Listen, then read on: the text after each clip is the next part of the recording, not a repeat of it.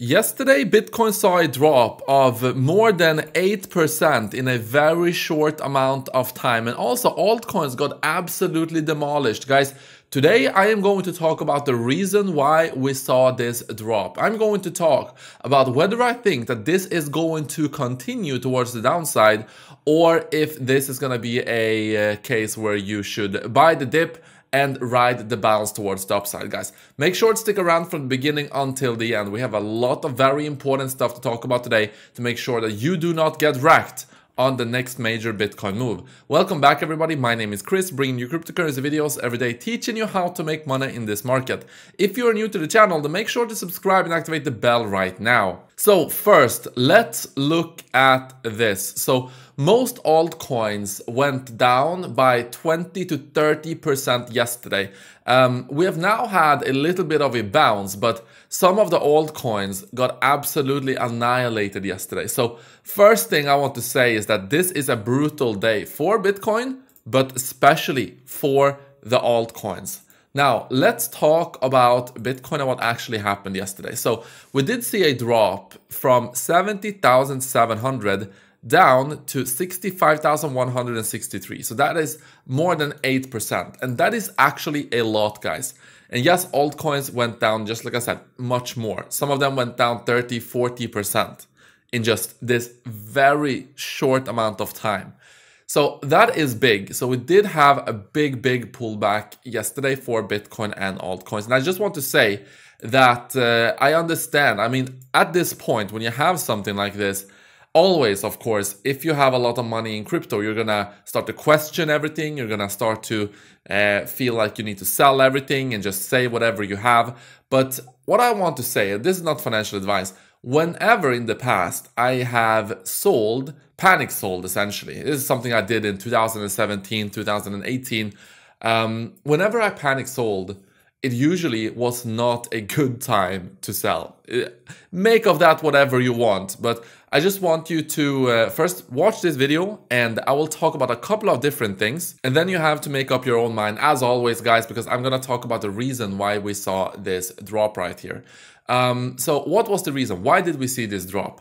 Yesterday, we got information regarding the conflict in the Middle East, and Biden said that Iran is going to attack Israel, essentially. So this is what they said in two different posts here on the press conference. So that caused massive panic in the market. Traditional markets went down and also Bitcoin got dragged down with it. Now, there was a lot of leverage in the market, and I will show you here why we saw such a massive, violent move towards the downside. So if we look at the rect heat map on the 24 hours, you can see that more than 800 and almost $1 billion, I think $890 million worth of crypto was liquidated, wrecked yesterday on that move alone. And the interesting thing is that only 185 million of that was Bitcoin. 137 was Ethereum, but the vast majority was others. So what is others? It is coins outside of Bitcoin, Ethereum, and outside of the major ones like Dogecoin, XRP, and so. So these are coins that are like on spot 40 to 100.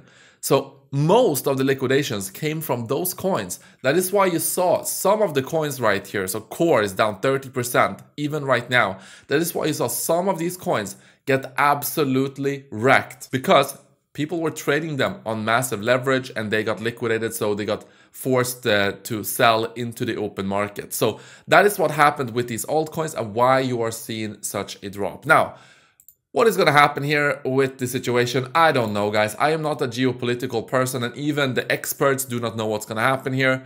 But one thing we do know is that it is very intense. Now, of course, if we do see something crazy happen in the Middle East, it's going to have domino effects. Other countries are going to get involved and we may very well have a, world war. This is not an exaggeration. Like if the situation escalates, that is something that could happen. Do I think it is going to happen? No, I don't think it is going to happen. But this is what the market said, that if it happens, then this is what's going to happen. So if we do see that happen, the assets here are most likely Bitcoin, Ethereum, whatever, is most likely going to see brutal drawdowns if that actually happens. But we're not there. And hopefully we are not going to get there. Not necessarily because of the gains or whatever, the losses you're going to make in crypto, but obviously we do not want to see a war. We don't want to see people get killed and such. So I hope that that is not going to happen, even if it would be maybe good long-term for the stocks and assets here, because that is what has been shown. Like initially, yes, assets goes down, but the longer wars usually go on because they print money to fuel all of this. Assets tends to go up after and during the later parts of the war. But again, I do not care if my assets goes up here. I don't want to see something like that. I don't want to see, you know, these disasters happen. So that's just one thing to keep in mind as well. But fundamentally, nothing has changed with Bitcoin. So what you have to ask yourself right now, if you are going to sell Bitcoin at this point, what are you going to do with it? Are you going to sell with the intention to buy back lower? Because like I said, usually when you panic sell like that, it usually do not work out very, very well, for my own opinion at least. Also, if you're going to sell for fiat and hold fiat, do you intend on holding fiat for the foreseeable future? Because fiat, as we know, that is not going to make you rich. Fiat is just going to make you poorer over time. That is essentially the reason why fiat exists, to make people poorer over time for the people that are holding them. So if you're going to sell to fiat and hold fiat, you better have a good strategy for what you're going to do with it. As for me, I am not going to sell to buy back lower. Okay, I am not going to sell to hold fiat. So yes, we did have a pullback here, but I still think that fundamentally everything is still good for Bitcoin, and I still think that we are going to go up to higher prices eventually. Are we going to see volatility? Yes. And if you look at the traditional markets also, just some charts here, you do have a very clear downtrend here on the 4-hourly time frame where you have a series of lower highs. Okay, so this is the first step you need to break down to, because when we saw this pullback on traditional markets, that is really when Bitcoin also went down yesterday. So we do have a little bit of a pattern here, making a channel downwards, right? So let's keep our eyes on this, but we need to see a bounce from this point, and hopefully we can at some point go up here and break through this point and, you know, break out of this trend overall. So let's keep our eyes on that. But just like I said, fundamentally, I think that Bitcoin is still looking very, very good. And for gold also had a pullback, which is interesting yesterday. So gold is having a pullback, Bitcoin is having a pullback, the traditional markets are having a pullback. How about the dollar? So the dollar had strength yesterday. So the dollar went up based on what happened yesterday. In fact, we have broken through this very key orange line right here also on the dollar index.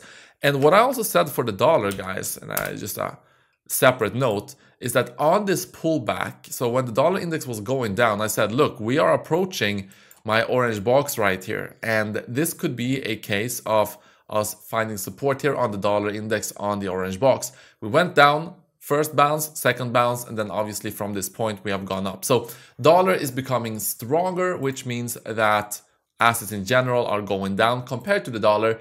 But again, every road is going to lead into more money printing for the dollar, so it is going to lose in value over time, I think. Now, this is the dollar index compared to other currencies, but whenever something is measured in fiat like Bitcoin to USD, I think that the assets over time is going to trend upwards. And also, we do have the halving in 7 days, so in less than 1 week, we do have the Bitcoin halving. Now, we're going to see volatility around that. We might see some pullbacks, we might see something else. We will see. But long term, this is very bullish for Bitcoin. Also, you already have the spot Bitcoin ETFs, as you know. You have so much bullish things happening for Bitcoin that is going to have an effect on the long term. So for me, I am not too bothered with the short term here. Of course, if you are in risk of getting liquidated or something like that, of course, you have to take action. But if you're just holding Bitcoin like I am doing right now, yes, I'm also using my trading strategies and such on leverage. But for my main bag, which I'm just holding, there's no reason for me to sell that because nothing has really changed with Bitcoin fundamentally. So I'm happy to hold that.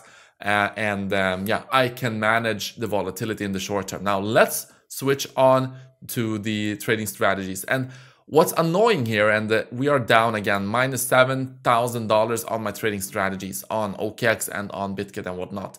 What's annoying here is that every single time when we have been close to actually breaking through this range, we have these things happening. So right now you have the uncertainty with a potential world war. Okay, so we go down. Right here, you had the inflation data coming out, I think, higher than expected. So we were about to break through from this point, but then the inflation data, boom, we go down. Right here is when I think you had the lawsuit against the Ethereum Foundation from the SEC. Boom, we go down. I think that this was it. So every single time when we have been close to breaking away from this range, we've had one of these instances. But I think that eventually we're gonna break through this, so that is fine by me. Not selling my Bitcoin, trading strategies, make sure to add more margins so you do not get liquidated. So that is what I am doing personally. So yeah, I will continue to keep you updated as always, guys. But this is the reason why we went down, and now I also talked about the reason why I'm not selling Bitcoin at this point. Thank you so much for watching this video, guys. I hope it was helpful, and I will see you guys in the next one.